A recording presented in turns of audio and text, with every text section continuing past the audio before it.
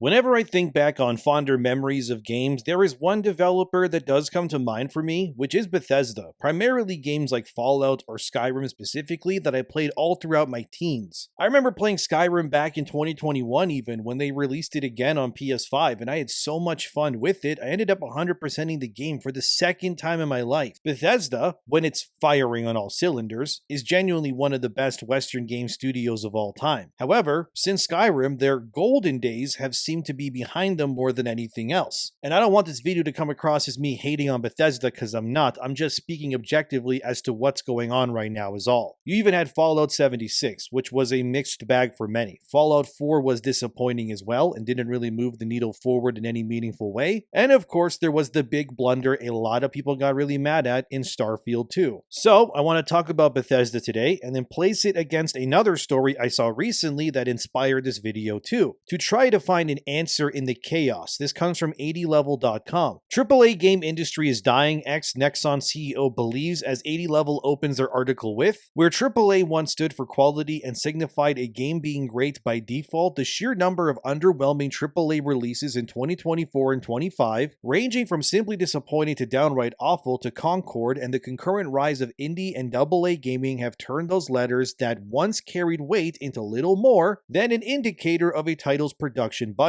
they continued. Sharing this opinion is Owen Mahoney, Nexon's former CEO responsible for acquiring Arc Raiders dev Embark Studio in 2021, who recently said he believes the AAA video game industry is in dire straits these days, comparing the current situation to an end-of-days scenario. So this interview that 80level is referencing with Mahoney made me then go back and look at Bethesda to see just how they've been doing in 2025, and then seeing if these end-of-days scenario that Nexon's ex-CEO believes to be true or not. Because what really better example is there of AAA than a company like Bethesda, or even something like Activision with Call of Duty lately too? All of these franchises buckling under their own weight, unable to deliver what players want these days. For example, Fallout 4 in the past little while got an Anniversary Edition update. This was meant to be a massive overhaul for the game that promised players who bought in that they would be getting the definitive edition, so to speak, of Fallout 4. I decided to ask Google straight up what's in this anniversary bundle. As you can see here, this version has all 6 major DLC updates, over 150 Creation Club items, which are mods basically with new ones of course, and stuff like skins for your dog and gameplay additions. It's pretty much, like I said, the definitive edition of Fallout 4. And yes, it's already out so you can play it. It does sound exciting on paper, but it's been anything but that pretty much since release. Because all I've seen players report is that Fallout 4's Anniversary Edition is a massive misfire that's full of bugs and mistakes, and problems that Bethesda just can't seem to fix, despite the game at this point being well over 10 years old so far, which is crazy by the way. As IGN reported back in November 2025, this Fallout 4 Anniversary Edition was meant to be a celebration. Instead, fans have responded with negative reviews and a lot of backlash. See, the problem was that this Anniversary Edition wasn't exactly a steal. It would cost you quite a bit for what's actually included. You see, Bethesda charged $40 American for this anniversary update for a game that is again 10 years old so far. Players believe that this update was asking for way too much money and that it disrespected the loyal fan base of Bethesda fans, because the developer was being greedy with this upgrade cost. It was also worth noting when this Anniversary Edition launched, Fallout 4 was retailing for about $20 or so in its entirety. So just the Creation Club bundle, which includes that 150 items put into the game, retails as a standalone $20 American asking price, the same price as the base game. This has led to massive backlash already, and tons of negative reviews on Steam from fans who are saying that Bethesda is just trying to milk Fallout fans the same way they've done with Skyrim fans for years as well. The problems didn't end there though, because not only did Bethesda update Fallout 4 with a staggering new asking price, it turned out this update with its own built-in mods was not built to be used if you played Fallout 4 with other existing mods. So essentially, by paying more money to Bethesda, they would give you a version of Fallout 4 that would destroy your mods on PC at least, and the game just wouldn't really work, which again led to even more backlash. Bethesda did warn fans prior to buying the bundle that this could potentially happen, but the actual implications were way worse than people even initially imagined.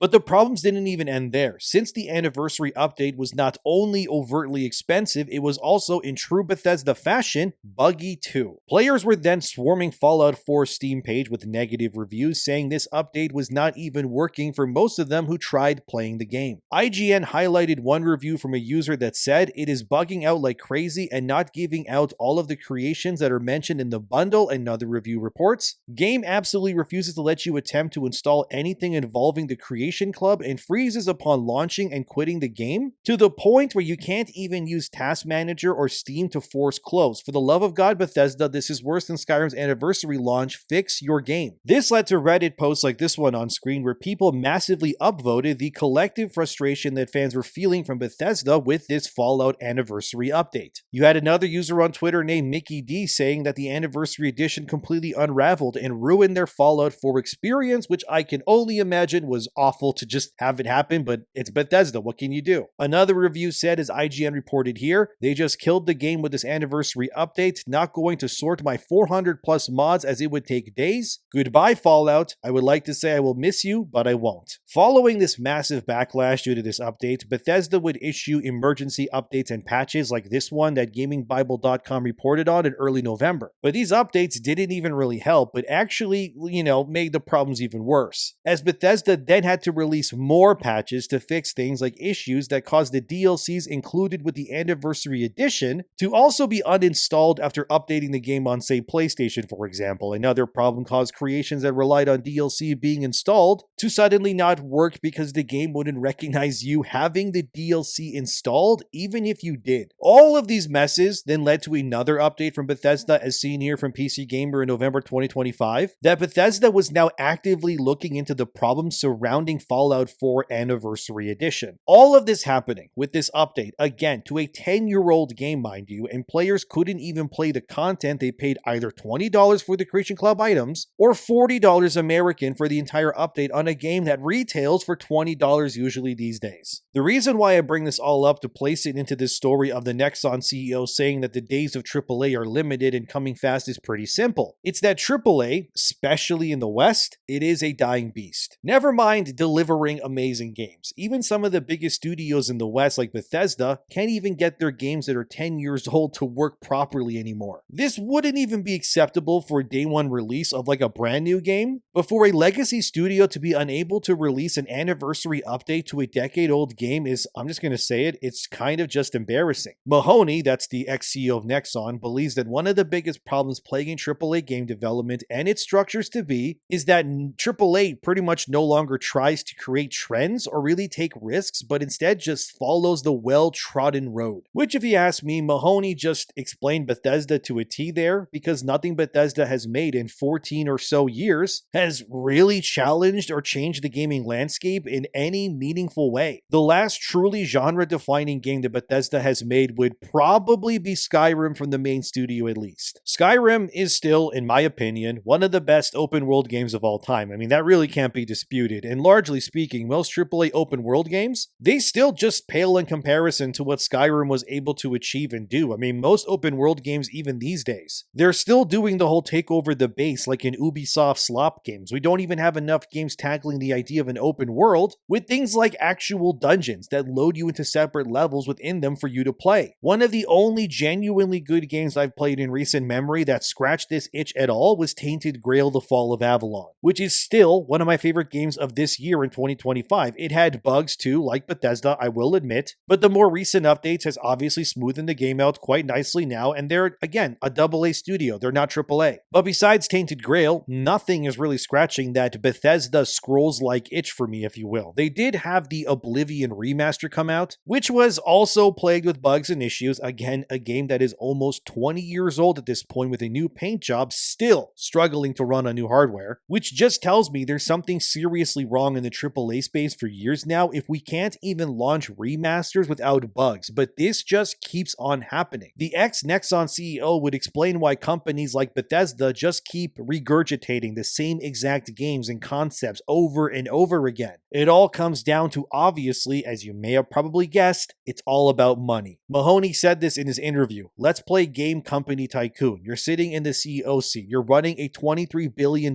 company, and you have to make a decision in a very short period of time to greenlight a project. And you know, if that new project doesn't do well, you're going to be explaining to your board why you burned $300 million in company cash. He continues, you get one of those mistakes with a board of a company that size. If you do it again, they're going to be calling openly for your head. And by the third time, you'll have an activist investor. Every CEO who runs a public game company is in that exact situation. So what the ex-CEO said pretty much was that even as the person in charge, you have to make decisions that are safe and oftentimes even boring because of the risk. And apparently, according to him, every CEO pretty much is in this same boat. Bethesda's output of games also proves this. Even Starfield, which had very little cultural impact outside of Az from Heels vs. Babyface making fun of it, proves this too. Starfield was meant to be this amazing new adventure from Bethesda, the final piece of their puzzle, so to speak. Like if the Elder Scrolls was their medieval series, Fallout their modern apocalypse, Starfield would be their science fiction IP. Yet Starfield kinda just came and went. It wasn't nominated for any awards when it released, unlike previous Bethesda titles, and it was full of bugs, as per usual, and eventually released a single expansion in Shattered Space that to this day is still considered to be the single worst piece of content Bethesda has ever made in their entire history. Bethesda isn't done with Starfield, of course, as IGN reported here in September 2025. They have teased an expansion to that game called Terran Armada, and I fully expect this will be officially announced during the Game Awards soon too. But it's also very likely with this Terran Armada expansion, they will also announce a PS5 release date for the game as well, which shouldn't come as a surprise since Microsoft is making all their games multi-platform. It's happening to Halo, as you all know too. But what Starfield represented was that complacency that the ex-CEO of Nexon was talking about originally. How AAA is genuinely afraid to take any risks when it comes to what they're making these days. Starfield is, let's be honest, it's quite literally just Fallout in space, but worse. I mean, there's really no point in denying that, comparison. The game is just another shooter RPG game, but it somehow feels even less interesting than other sci-fi games around it. In my opinion, Mass Effect still looks way cooler. But that's what AAA does. They don't really innovate anymore. It's just about making content just good enough that it warrants people maybe buying it, promising things that probably won't be there till years later, all to swindle you into this hype machine, into buying something, believing that it's something that it never really ends up being. Even more recently, Fallout 76 has added a new expansion called The Burning Springs, which also brings in the Fallout TV show's character, the Ghoul, played by Walton Goggins, into the game too. It's an expansion centered around Ohio within the Fallout universe, focusing on bounty hunting and arena combat. Yet as Polygon reported recently, when this update went live, Bethesda, like usual, couldn't even launch their content properly at all. Instead, 76's servers crashed immediately. Nobody was able to log in, the Discord was flush with players demanding answers, and the best that Bethesda could come up with, like usual, is that,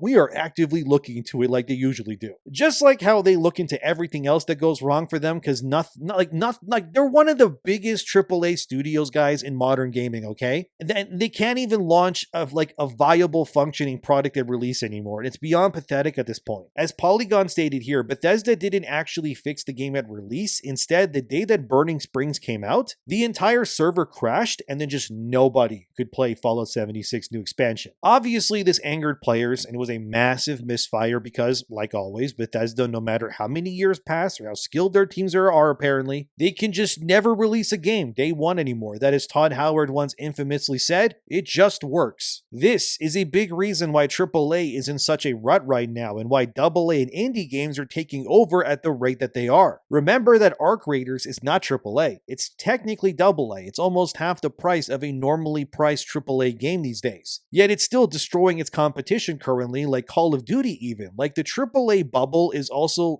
it's always being warned, okay, that it's going to burst one day. But if I gotta be honest, I think it burst a long time ago. What's left is this uncleanable mess that just keeps spewing more sludge with really no signs of stopping. Bethesda, like I said, they have made great games before. They are still capable of great things. But they're also one of the most frustrating game developers for me, and publishing giants in the industry too. Because the potential of their series, let's be real, is pretty much infinite. The Elder Scrolls and Fallout alone are some of the most valuable IPs in modern video gaming history. Even before, these are storied franchises, dude. But they just seem to be misusing it instead, churning out subpar products or being far more focused on live service versions like Fallout 76 or The Elder Scrolls Online instead of focusing on what Bethesda fans have always been known and wanting, which is single-player driven open world games. How long has it been since The Elder Scrolls 6 got announced? I'll tell you, by the way, it's been 6 years since Bethesda brought out that teaser. We know that they're working on it right now, but that is ridiculous, even by Bethesda standards. To put that in perspective for you, in the time that Bethesda announced The Elder Scrolls 6 until this video coming out, it was the same amount of time Bethesda took to make Skyrim from scratch back in 2011. And yet here we are, and the game is still not here. I'll drive that stake even deeper, okay? Fallout 4 took 4 or 5 years to develop in full, but the actual planning phase and everything that went into Fallout 4 spanned roughly 7 years in totality, but again, it took about 4 to 5 years of actual development. So Bethesda could have been done the next big Fallout game in the amount of time between that Elder Scrolls teaser trailer and now. Again, this is why AAA is dying. Not only do things just take way too long to get made, but they're so offensively expensive to create these days that the numbers these games need to hit in terms of sales are ludicrous in order to recoup their costs. Again, if you don't believe me, need I remind you, as Google confirms here themselves, that Skyrim has been re-released as standalone games 5 times already. But the various editions and whatnot across everything balloons that number to 15 official re-releases of Skyrim to some capacity by Bethesda. 15, guys, in 14 years. Fallout 4 is a bit less egregious, sitting at 3 re-releases so far. You had the original game, the next generation update in 2024, and now the anniversary edition. Technically, the Nintendo Switch 2 port would be a 4th release, but it's still way less than 15 for Skyrim. But why do they keep re-releasing stuff? Because these games cost a lot of money to make, and it's easier to re-release these games that are already complete as new bundles or whatnot to just keep making more money in an evergreen-like fashion. But this does nothing to push the AAA industry forward in any meaningful way. Because again, we haven't had an actual real new Elder Scrolls single-player game or Fallout in well over 10 years now. I don't really count 76 because again, it's always online. Whereas back in the day, Bethesda Game Studios released Oblivion in 2006, Fallout 3 in 2008, Skyrim in 2011, Fallout 4 in 2015. That's about 9 years to release 4 whole complete games. Now all you've gotten is live service Fallout and Elder Scrolls basically, and I guess Starfield, and that's in the last 10 years plus multiple re-releases of those games from the past 9 years before that I just mentioned. AAA is cooked, okay? There's really no point in denying it. Things need to change or they will implode before long. And you know things are out of whack when Windows Central, as seen here, writes entire articles on how players can snag Fallout 4 on the cheaper end so that they don't fork over what Bethesda is asking for that anniversary edition instead. Nexon's ex-CEO would further rally how AAA is heading towards oblivion themselves, no pun intended, but here's what he said. I think that the AAA industry is structurally at its end, and without a serious rewrite of the ways we go about making games, it's going to end in more disaster than it has already. How come it was so unobvious that Embark, the creators of Arc Raiders, was a great deal for Nexon until about 3 weeks ago? What does it say about the industry? He continues. It reminds me of when Minecraft came out of nowhere and every single belief, bromide, and cliche that we had about high fidelity graphics was blown out of the water once again. Clash Royale came out and suddenly everybody realized that you could have synchronous online PvP play, whereas the day before people said nobody wants that on mobile. He then finishes with this. These are the things that the industry grapples with. They believe one thing until someone shows them different. That is an indication of where the industry's head is at right now. Everybody's so busy trying to execute on today's business, they're having a real hard time thinking about tomorrow's business. And this doesn't just ring true for Bethesda, but really all of AAA. To be honest, what Bethesda has been up to and doing is not unique to them either. Like, let's just go off the top of the head. How many times has like Naughty Dog released a game in the last 10 years? Barely any, if we're being honest. Even go look at like Activision. They're just churning out the same Call of Duty games over and over again. And really the only the thing about Call of Duty especially is that they're just remastering maps and content over and over just to justify the asking price. Because these games, they're too big, they're too expensive, and they can't meet the demand, I guess you could say. And all they're really doing is, I guess, burning out their employees more than anything else to get these games out in order to hit these quotas quotas, but it's not working. And if CEOs are saying this way of doing things is apparently over, how long until the rest of the industry just follows suit? Like, what do you guys think about all of this though, right? It's just an industry-wide problem that so far has no signs of being fixed. Like, the old ways of development are clearly not working and smaller, cheaper games are winning all the time. This let's take 10 years to make like one game design, it's just not feasible anymore pretty much. But either about Bethesda's way of operation, the state of the industry, where do you think all of this is going to go in the future? Let me know in the comments. Thank you for watching, subscribe, and I'll see you guys next time.